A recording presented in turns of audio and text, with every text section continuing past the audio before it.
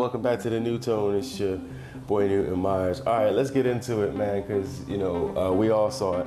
Rolling Loud was trash, absolute trash, and then actually it was an embarrassment.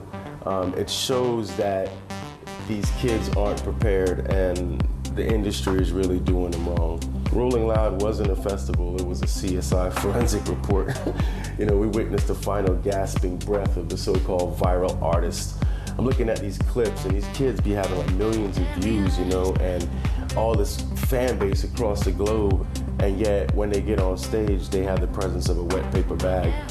It was amateur, it was very low frequency. It's an insult to everybody that's ever been on stage, anybody that's ever bled and fell and did their thing. If you aren't embarrassed by what happened this weekend, then you really aren't paying attention. The industry lied to you. They told you that if you can get 1 billion streams from a bedroom in Ohio, you're a superstar. But the stage is the only place that doesn't lie. You can't bot a live crowd. You can't algorithm your way out of being out of breath by the hook.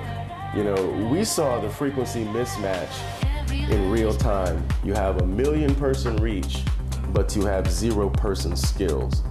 Labels are mining these kids like a lithium battery. They extract the hype, burn you out, and then they discard you. They don't care if you sound like trash because they've already moved on to the next trend. They're not developing these artists. They're actually just using them up and then liquidating them. The one thing that I saw that drove me crazy with these clips that I saw is that half the sets that I saw was just artists jumping around like caffeinated squirrels. While playing their studio track played at 100% behind them. The lip syncing, man, it's a confession, actually. You're really telling on yourself. It's saying that you can't actually perform your songs. If the audience wanted to hear an MP3, they'd stay home. You aren't adding value to the record when you're live. You're just a fraud, and you saw it in real time, And look at these guys, look at their eyes. They weren't even looking at the fans, They're looking at the Jumbotron to see if their hair and their outfit was tight.